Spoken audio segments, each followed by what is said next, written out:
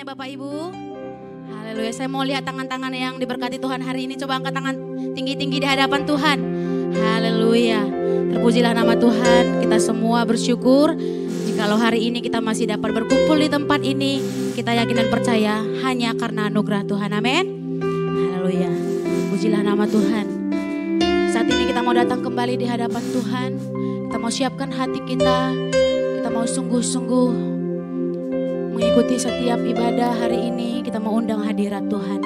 Terima kasih Bapa yang baik. Kami sungguh bersyukur punya Allah seperti Engkau Tuhan. Kami bersyukur kami boleh ada Tuhan hari ini dalam keadaan yang sehat. Kami penuh sukacita semua karena kebaikan-Mu dalam hidup kami. Terima kasih Roh Kudus yang baik. Hari ini Tuhan kami datang dengan sungguh-sungguh di hadirat-Mu. Kami datang dengan segenap hati kami, dengan segenap hidup kami mau bawa persembahan kami, hidup kami untuk memuliakan nama-Mu. Terima kasih Roh Kudus yang baik. Tuhan bertahta di tempat ini. Haleluya Roh Kudus. Terima kasih Yesus.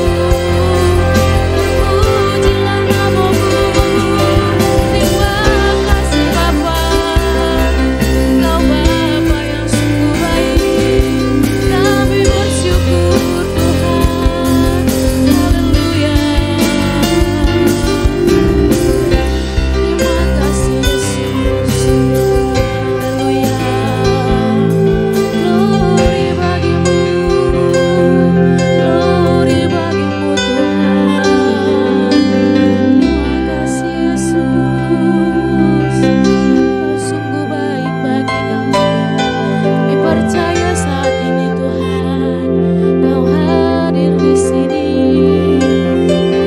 Terima kasih Yesus. Biarlah segala hormat pujian kami, kemuliaan hanya bagi-Mu Tuhan. Terima kasih Yesus. Oh Tuhan, haleluya Yesus. Mau lebih dalam lagi merasakan hadirat-Mu, hadirat-Mu Tuhan. Haleluya.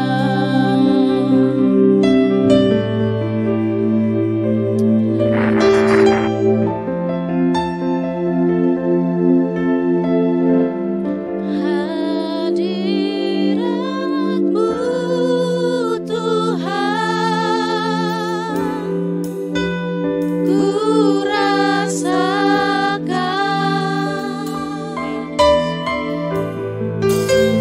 kekudusan-Mu Bapa, penuhiku.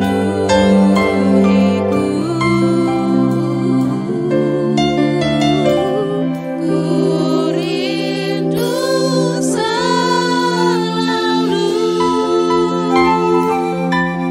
diam dalam Tuhan. Amin, amin. Menikmati kasih. Hadirat-Mu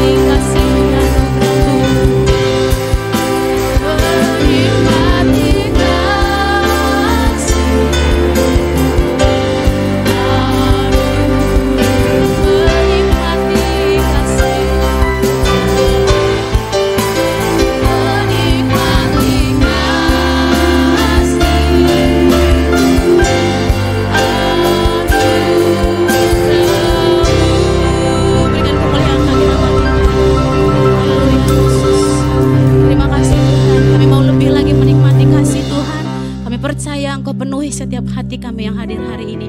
Kita semua anak-anak Tuhan yang percaya, kita sama-sama katakan amin. Haleluya. Siapa memuji nama Tuhan? Haleluya. Kita mau bersorak-sorai bagi Tuhan apa yang tak pernah dilihat mata. Haleluya.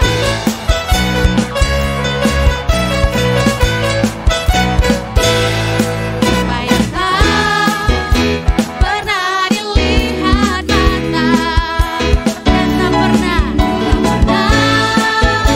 didengar telinga dan tak pernah timbul di dalam hati. Amin.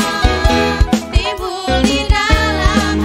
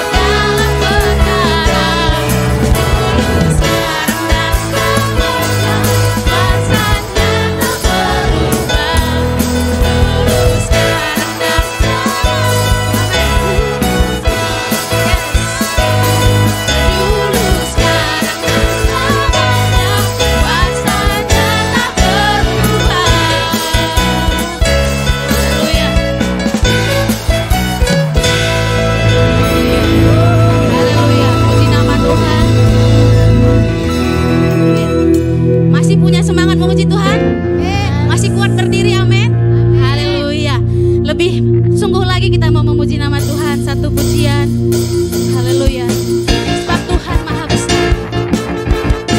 Haleluya. Amin Tuhan. Sebab Tuhan Maha Besar dan sangat terpuji. Dia lebih dahsyat dari segala. Yes. Amin. Sebab Tuhan Maha Besar dan sangat terpuji. Kuasanya dahsyat menghancurkan musuh. Sebab Tuhan Maha Besar. Ini pujian kami Tuhan. Amin. Dia lebih dahsyat dari segala. Sebab Tuhan Maha Besar dan sangat terpuji. Kuasanya dahsyat menghancurkan musuh. Sama-sama. Ceritakanlah kemuliaannya di antara segala bangsa. Amin. Dan perbuatannya yang sungguh ajaib di antara suku bangsa. Sebab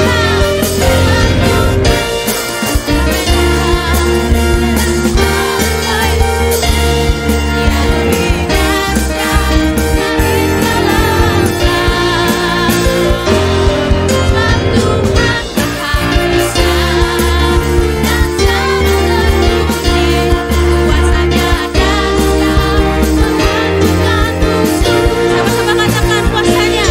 Kuasanya dahsyat menghancurkan musuh. Dengan iman katakan kuasanya dahsyat. Kuasanya dahsyat menghancurkan musuh. Haleluya. Berikan kemuliaan bagi nama Tuhan. Haleluya. Puji nama Tuhan. Kami persilakan Bapak Ibu untuk boleh duduk kembali. Haleluya. Haleluya Tuhan Yesus. Dia Allah yang hidup. Terima kasih Yesus. Terima kasih. Engkau Bapa yang sungguh baik. Haleluya. Roh Kudus yang baik. Saat ini kami mau menyiapkan setiap hati kami Tuhan untuk boleh menerima apa yang menjadi isi hati Tuhan untuk kami di tempat ini. Dalam nama Yesus. Dalam nama Yesus. Haleluya Tuhan. Haleluya. Seperti rusa yang haus rindu aliran sungai-Mu Tuhan. Begitupun kami di tempat ini Tuhan Yesus. Kami rindu mendengar suara-Mu untuk boleh menguatkan setiap kami Bapa yang baik. Haleluya Yesus. Haleluya.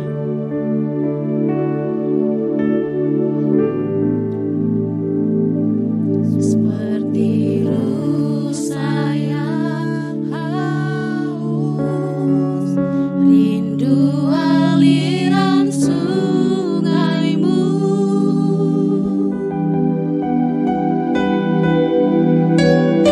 Hatiku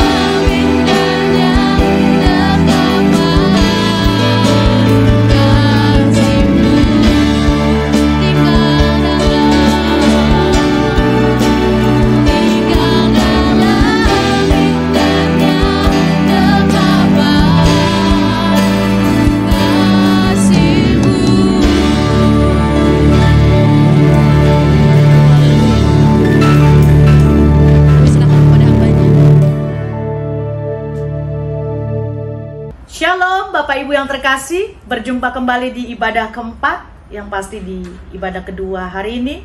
Sebelum kita mendengarkan firman, saya ingin mengajak Bapak Ibu dan saudara-saudaraku dimanapun berada untuk kita bersatu di dalam doa. Bapak yang baik, kami mengucap syukur, terima kasih untuk hari ini. Kami boleh mengangkat puji-pujian kami dan penyembahan kami Tuhan hanya bagi nama Tuhan. Dan kami bersyukur Bapak untuk kami boleh duduk diam manis di bawah kaki Tuhan. Sejenak kami mau Tuhan ditilik, diingatkan, ditegur, bahkan diubahkan oleh firman Tuhan. Kami minta pengurapan daripada Roh Kudus untuk boleh memenangkan hati kami, memenangkan jiwa dan pikiran kami, bahkan kehidupan kami, untuk kami boleh mengaplikasikan firman Tuhan dalam kehidupan kami. Terima kasih di dalam nama Yesus. Urapi hamba Tuhan yang bukan siapa-siapa ini, biar Engkau yang semakin besar, hamba yang semakin kecil, dan kami percaya melalui urapan Roh Kudus Engkau boleh memberikan pewahyuan-Mu bagi setiap kami di dalam nama Yesus. Haleluya. Amin, amin, amin. Bapak Ibu yang terkasih, kali ini kita boleh mengambil satu tema yang ada di dalam firman Tuhan. Terdapat dari pasal 2 Korintus 8 ayat 1 sampai dengan 15. Jadi dimanapun Bapak Ibu berada, saudara-saudaraku berada, mungkin bisa saat ini atau mungkin lagi ada di rumah, bisa menyaksikan dan beribadah bersama dengan kami, bisa buka sama-sama firman Tuhan, atau mungkin melalui buku, atau firman Tuhan Alkitab, atau mungkin melalui gadget Anda, gadget suci Anda. Saat ini memang sudah biasanya pakai handphone ya, sistem cepat. Baik, kita sama-sama baca di 2 Korintus 8 ayat 1 sampai dengan 15. Dengan judul perikop pelayanan kasih. Saudara-saudara, kami hendak memberitahukan kepada kamu tentang kasih karunia yang dianugerahkan kepada jemaat-jemaat di Makedonia. Selagi dicobai dengan berat dalam pelbagai penderitaan, sukacita mereka meluap, dan meskipun mereka sangat miskin, namun mereka kaya dalam kemurahan. Ayat ketiga, aku bersaksi bahwa mereka telah memberikan menurut kemampuan mereka, bahkan melampaui kemampuan mereka. Ayat keempat, dengan kerelaan sendiri mereka meminta dan mendesak kami supaya mereka juga beroleh kasih karunia untuk mengambil bagian dalam pelayanan kepada orang-orang kudus. Yang kelima, mereka memberikan lebih banyak daripada yang kami harapkan. Mereka memberikan diri mereka pertama-tama kepada Allah, kemudian oleh karena kehendak Allah juga kepada kami. Sebab itu kami mendesak kepada Titus supaya ia mengunjungi kamu dan menyelesaikan pelayanan kasih itu sebagaimana ia telah memulainya. Maka sekarang sama seperti kamu, kaya dalam segala sesuatu, dalam iman, dalam perkataan, dalam pengetahuan, dalam kesungguhan untuk membantu, dan dalam kasih-Mu terhadap kami. Demikianlah juga demikian juga hendaknya kamu kaya dalam pelayanan kasih ini. Ayat 8, aku mengatakan hal itu bukan sebagai perintah, melainkan dengan menunjukkan usaha orang-orang lain untuk membantu. Aku mau menguji keikhlasan kasih kamu. Kesembilan, karena kamu telah mengenal kasih karunia Tuhan kita Yesus Kristus, bahwa ia yang oleh karena kamu menjadi miskin, sekalipun ia kaya supaya kamu menjadi kaya oleh karena kemiskinannya. Inilah pendapatku tentang hal itu yang mungkin berfaedah bagi kamu. Memang sudah sejak tahun yang lalu kamu mulai melaksanakannya dan mengambil keputusan untuk menyelesaikannya juga. Maka sekarang selesaikan jugalah pelaksanaannya itu. Hendaklah pelaksanaannya sepadan dengan kerelaanmu, dan lakukan itu dengan apa yang ada padamu. Sebab jika kamu rela untuk memberi, maka pemberianmu akan diterima. Kalau pemberianmu itu berdasarkan apa yang ada padamu, bukan berdasarkan apa yang tidak ada padamu. Sebab kamu dibebani bukanlah supaya orang-orang lain mendapat keringanan, tetapi supaya ada keseimbangan. Maka hendaklah sekarang ini kelebihan kamu mencukupkan kekurangan mereka, agar kelebihan mereka kemudian mencukupkan kekurangan kamu, supaya ada keseimbangan. Seperti ada tertulis, orang yang mengumpulkan banyak tidak kelebihan, dan orang yang mengumpulkan sedikit tidak kekurangan. Haleluya. Di sini kita boleh belajar bagaimana jemaat-jemaat di Makedonia itu memiliki hati yang luar biasa dalam memberi. Memberi pada saat mungkin kita lihat situasi mereka bukan seharusnya, atau mungkin mereka dikatakan enggak semuanya itu dalam keadaan mampu atau berkelebihan. Tapi justru di tengah kekurangan mereka mempunyai hati atau mempunyai kemurahan dalam memberi. Nah, di sini mungkin kita harus belajar dan melakukan apa yang menjadi salah satu perintah Tuhan. Bagaimana kita memiliki aksi, tindakan, pelayanan kasih yang sesuai dengan kehendak Tuhan. Nah, judul perikop saya yang saya berikan mungkin di dalam firman yang saya berikan hari ini, di minggu ini adalah jadilah sesuai kehendak Tuhan. Bagaimana di sini kita belajar, Rasul Paulus mengingatkan kembali jemaat-jemaat di Makedonia yang begitu luar biasa dalam memberi, melakukan pelayanan mereka. Mereka memulai dan mereka juga harus menyelesaikannya. Dan ini pelajaran bagi kita yang harus kita ikuti. Teladan bagi kita yang harus kita ikuti.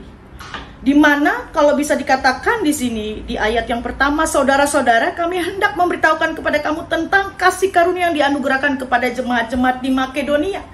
Jemaat di Makedonia sadar betul kemampuan mereka itu semua karena kasih karunia Tuhan. Mereka belajar dari kerendahan hati seorang Yesus. Yesus sudah barang tentu dia adalah Tuhan dan Juru Selamat. Di mana dia yang memiliki segalanya, dia mempunyai segalanya, dan dia mampu melakukan segalanya. Tapi dia rela mengorbankan dirinya. Bahkan dia boleh, kasarnya dia kaya, tapi dia belajar bagaimana memiskinkan dalam arti kata dengan kerendahan hatinya, menundukkan sebagai seorang manusia pada saat itu, memberikan contoh kepada kita dalam melayani umat-umat yang dikasihinya. Nah, memang tidak gampang, tidak mudah, apalagi saya percaya Bapak Ibu saudara-saudara mungkin yang saat ini sedang dalam mengalami proses pergumulan hidup. Saya percaya dan saya tahu tidak gampang hidup di zaman sulit seperti sekarang ini. Tidak mudah menemukan orang yang mempunyai kepedulian terhadap sesamanya. Apalagi punya kemurahan hati. Oh, tunggu dulu. Boro-boro yang kenal aja belum tentu mau dibantu. Apalagi yang tidak kenal. Masih banyak yang seperti itu. Tapi kalau kita mengacu kepada firman Tuhan, apalagi kita lihat daripada sosok Juru Selamat kita itu Tuhan, Yesus itu sendiri. Ya, dia juga tidak kenal, tapi dia mengasihi pada saat itu dia menjadi manusia. Dia melayani orang-orang. Ya, dia melayani orang-orang yang lemah, orang-orang yang berdosa. Ya, dan di situ kita bisa melihat, kita bisa rasakan kasih Tuhan itu kepada kita. Makanya kalau kita sadar betul Tuhan sangat mengasihi kita, otomatis pada saat kita merasakan kasih Tuhan itu, otomatis kita harus sadar bahwa Tuhan, Kau sudah mengasihi saya, maka saya Tuhan Yesus sadar bahwa berikan saya hati yang lebih lagi mengasihi Tuhan. Pada saat kita membuka hati kita mengasihi Tuhan melebihi dari segalanya, percayalah Bapak Ibu, kita dimampukan untuk memiliki kemurahan hati. Karena pondasinya ada di situ. Bagaimana kita sadar Tuhan itu sangat menyayangi kita, Tuhan itu sangat bermurah hati pada kita. Otomatis pada saat kita buka hati kita, kita mau belajar, kita mau terus intim sama Tuhan, ada hubungan sama Tuhan, pasti kita dimampukan. Dan kita otomatis memiliki hati yang dalam arti kata bermurah hati. Ya mungkin pada saat mungkin posisi kita lagi tidak enak, Tuhan izinkan proses, di situ letak pengorbanan kita, penderitaan kita. Masih mau nggak kita dalam keadaan diproses atau keadaan sulit atau lagi ada masalah? Masih mau nggak kita memiliki hati yang mau melayani dalam pelayanan kasih itu? Nah, sebagaimana yang sudah kita lihat jemaat-jemaat di Makedonia, kita boleh belajar ya Bapak Ibu ya. Di sini luar biasa, mereka selagi dicobai dengan berat dalam pelbagai penderitaan, sukacita mereka meluap. Dan meskipun mereka sangat miskin, namun mereka kaya dalam kemurahan. Wow, tidak mudah. Dalam kekurangan kita, kita harus memiliki hati yang bermurah. Kalau kita tidak pandang Tuhan, kita nggak belajar dari Tuhan, dan kita tidak dikuatkan, dimampukan sama Tuhan, Roh Kudus itu sendiri, kita tidak akan bisa. Makanya perlu sekali kita sadar ada relation, ada hubungan sama Tuhan itu. Otomatis Tuhan yang akan memberikan beban di hati kita untuk kita boleh memiliki hati yang bermurah hati. Untuk boleh menyelesaikan, menuntaskan segala pelayanan yang sesuai dengan kehendak Tuhan. Aku bersaksi bahwa mereka telah memberikan menurut kemampuan mereka, bahkan melampaui kemampuan mereka. Wow. Mereka sudah belajar memberi dari kekurangan mereka. Dan mereka sudah belajar memberi mungkin dari kelebihan mereka atau dari kepunyaan mereka lebih. Nah, ini menjadi satu pelajaran, satu teladan bagi kita semuanya. Apakah kita bisa seperti ini? Ya. Sudah barang tentu mungkin memberi bukan hanya bicara materi. Waktu kita, tenaga kita, perhatian kita, tindakan kasih kita seperti mendoakan seseorang, atau mungkin juga melayani, mungkin juga memuridkan, ya. Apakah kita bisa lebih memberikan waktu itu? Atau mungkin pelayanan kita untuk Tuhan, bukan untuk manusia, ya. Dan di sini dikatakan lagi, dengan kerelaan sendiri mereka meminta dan mendesak kepada kami supaya mereka juga beroleh kasih karunia untuk mengambil bagian dalam pelayanan kepada orang-orang kudus. Ya, bagi kita yang sudah mendapatkan kasih karunia, merasakan kasih karunia Tuhan, ayo, bagaimana kita mau memberikan hidup ini untuk melayani Tuhan? Ya, biar Tuhan yang memampukan kita yang sesuai dengan kehendak Dia. Tuhan yang mengarahkan kepada kita.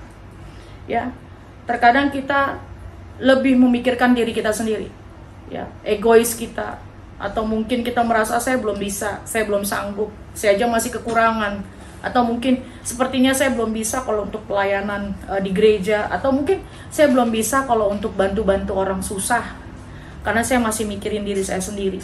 Kebanyakan masih seperti itu, padahal dia sudah merasakan selalu penyertaan Tuhan, kasih karunia Tuhan dalam dirinya, tapi belum ada atau tidak adanya kesadaran bahwa Tuhan mau kita memiliki pelayanan kasih itu, yang dimana Tuhan sendiri yang memampukan kita. Tuhan sendiri yang mengorbankan dirinya. Pertama kali yang kita bisa lihat dari tindakan kasih, yaitu mengorbankan dirinya, memikul semua dosa-dosa kita. Bahkan segala sesuatu sudah dibayar lunas oleh Tuhan itu sendiri, Yesus itu sendiri. Nah, juga kebanyakan orang mungkin lebih suka menerima daripada memberi. Kita sudah tahu bahwa prinsip Alkitab justru mengajarkan kita untuk banyak memberi, Bapak Ibu. Karena memberi justru menjadi kunci berkat. Ya. Ya, ini berarti identiknya bukan hanya ke masalah keuangan, ya. Jadi di sini bisa dikatakan di Amsal 11 ayat 25, siapa banyak memberi berkat diberi kelimpahan.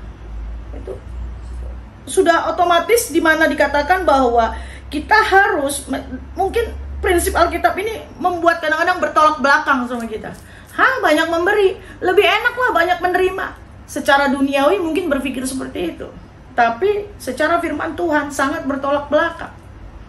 Itulah kunci berkat yang Tuhan mau kita jalankan, ya.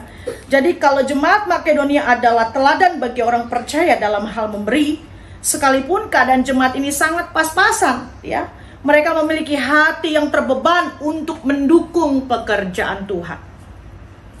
Mungkin kita bisa merenungkan firman ini. Sudah sejauh mana kita, Bapak, Ibu, saudara-saudara terkasih, untuk boleh mendukung pekerjaan Tuhan?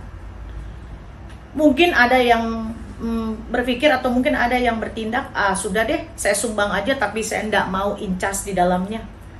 Atau mungkin melakukan, atau mungkin terlibat di dalamnya. Atau mungkin ada yang saya mau terlibat tapi saya tidak bisa sumbang duit. Sebenarnya bukan apa yang sudah kita berikan, tapi Tuhan melihat hati kita. Mau enggak kita dibentuk? Mau enggak kita memberikan pengorbanan itu? Pengorbanan yang sungguh-sungguh menjadi dupa yang harum bagi nama Tuhan. Karena bukan uangmu, bukan waktumu saja, atau bukan perbuatanmu saja yang cukup bagi Tuhan. Kalau semua itu tidak diberikan dengan motivasi yang benar, hati yang tulus, itu nothing, Bapak Ibu. Ya, orang di luar sana yang tidak mengenal Tuhan pun bisa melakukan itu. Tapi Tuhan justru mau mengajarkan kita, membuat kita bagaimana kita mendukung pelayanan kasih itu, sungguh-sungguh mau memberi yang terbaik sebagai persembahan yang harum. Ya, dengan hati yang sungguh-sungguh mau dibentuk, hati yang sungguh-sungguh mau taat, hati yang sungguh-sungguh mau mengikuti apa yang menjadi kehendak Tuhan.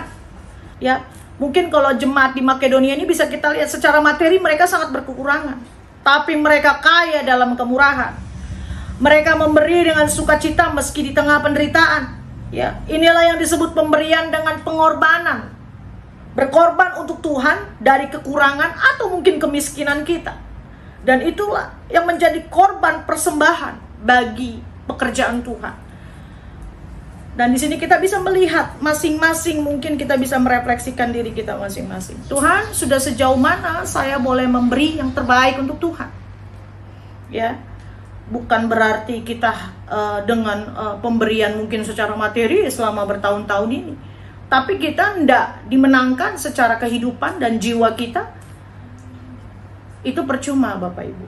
Justru yang Tuhan mau bagaimana jiwa kita, kehidupan kita yang ikut dimenangkan oleh Tuhan, bukan hanya sekedar menerima keselamatan itu. Ya, maka sekarang sama seperti kamu kaya dalam segala sesuatu, dalam iman, dalam perkataan, dalam pengetahuan, dalam kesungguhan untuk membantu, dan dalam kasihmu terhadap kami, demikianlah juga hendaknya kamu kaya dalam pelayanan kasih ini. Ya, kalau saya tangkap di sini, banyak dari kita yang katanya sudah beriman, mungkin melayani sudah berapa tahun, patokannya seperti itu. Atau mungkin sudah sekolah teologi S1, S2, S3, profesor, doktor, dan segala macam. Atau mungkin juga ada yang, oh saya selama ini pelayanan ikut membantu kok. Ya, sudah berapa tahun. Dan juga mungkin ada di sini yang merasa bahwa, oh saya udah ngelakuin buat Tuhan. Saya rasa nggak cukup hanya sampai di situ. Ya, saya banyak sekali ketemu hamba-hamba Tuhan, anak-anak Tuhan yang pada umumnya berkata seperti itu. Tapi tindakan lebih dari perkataan mereka itu mungkin tidak sama dengan aplikasi yang Tuhan mau. Bahkan terkadang saya melihat turun langsung, bahkan mungkin melayani bersama dan tidak sesuai dengan apa yang mereka raih, dengan apa yang mereka ceritakan. Ya, sebab dari buahnya lah kita bisa melihat nilai kasih dalam sebuah pelayanan itu. Buah dari setiap kita. Ya, untuk memiliki nilai kasih dalam pelayanan itu yang Tuhan mau kita lakukan. Dan di sini juga di ayat 8, aku mengatakan hal itu bukan sebagai perintah, melainkan dengan menunjukkan usaha orang-orang lain untuk membantu. Aku mau menguji keikhlasan kasih kamu. Kita dilihat dalam motivasinya Bapak Ibu.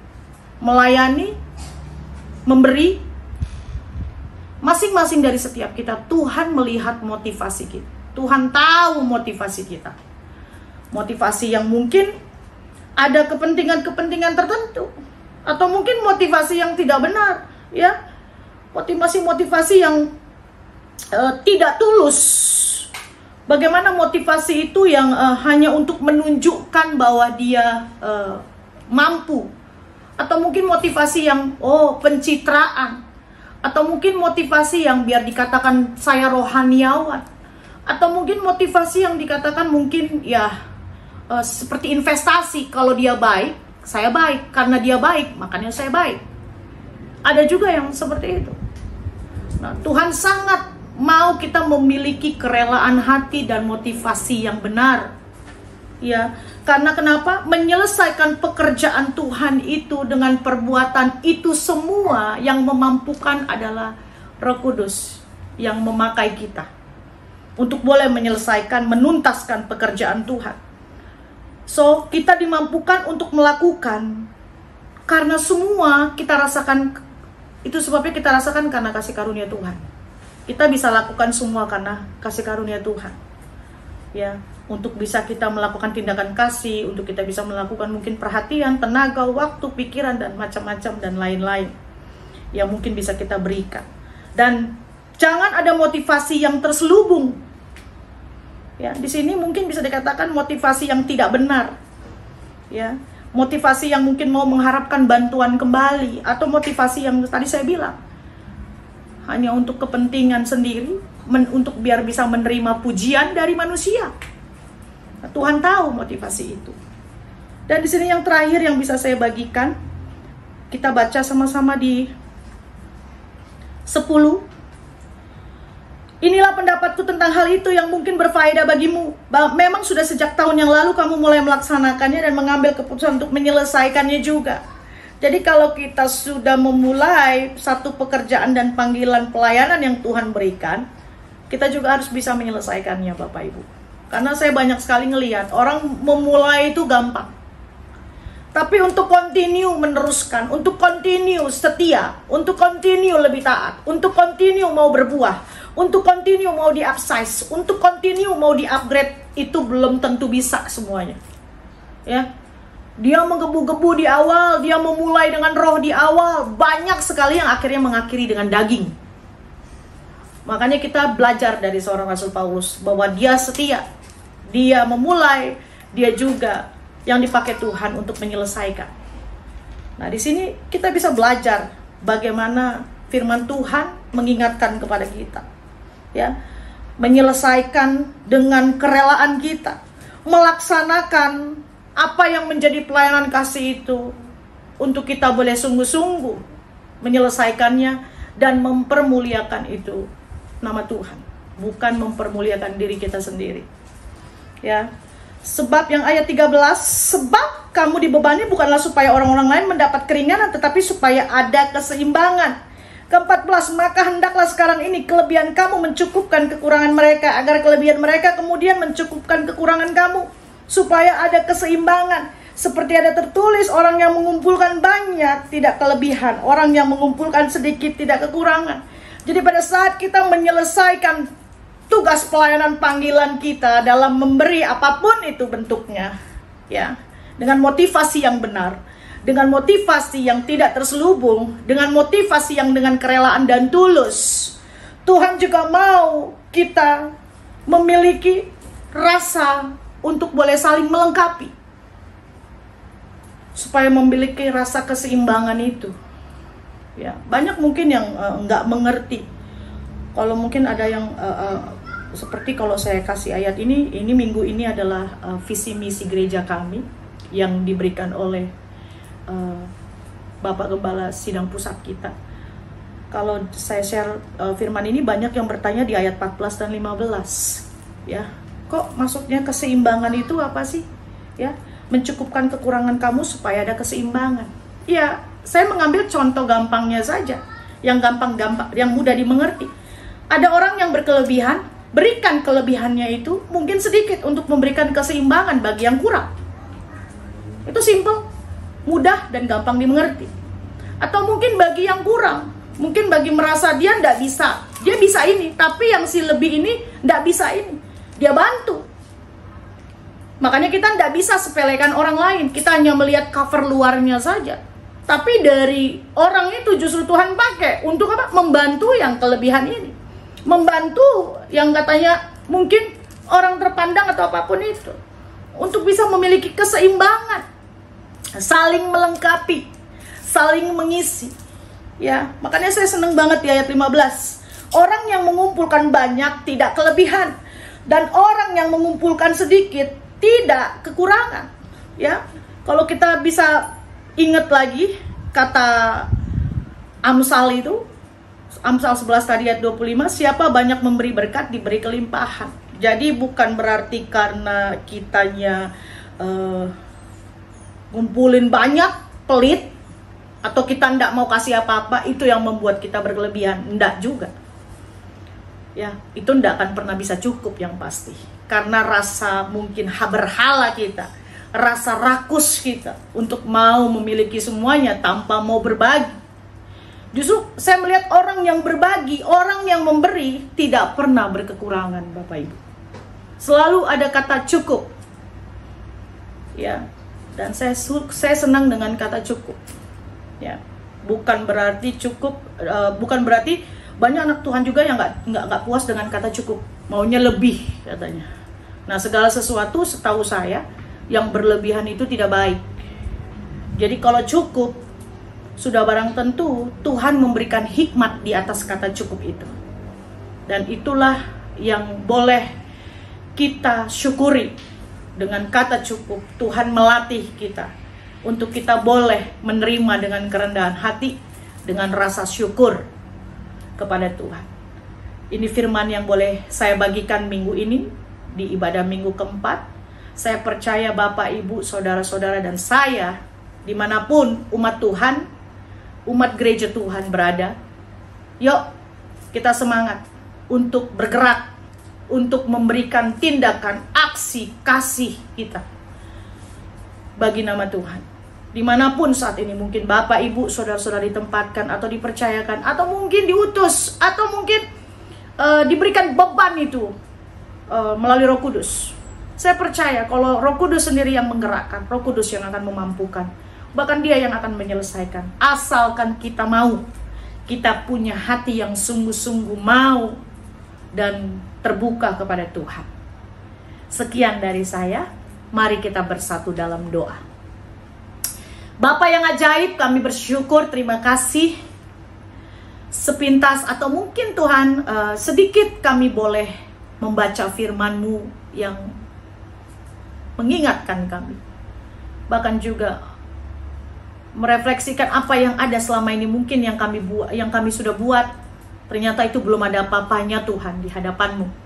Bapa, mampukan kami lebih lagi, pakai kami lebih lagi, untuk kami boleh melayani dengan kasih sesuai dengan kehendak Tuhan, dan boleh berbuat, boleh bertindak sesuai yang firman Tuhan boleh perintahkan kepada kami. Arahkan setiap kami, mampukan setiap kami, baik dalam keadaan masa sulit atau proses yang ada Tuhan bagi setiap kami. Mampukan kami untuk terus menjadi cheerful giver Tuhan, memberi dalam bersuka cita, mungkin di dalam kekurangan kami, di dalam kelemahan kami, di dalam situasi kami yang tidak enak.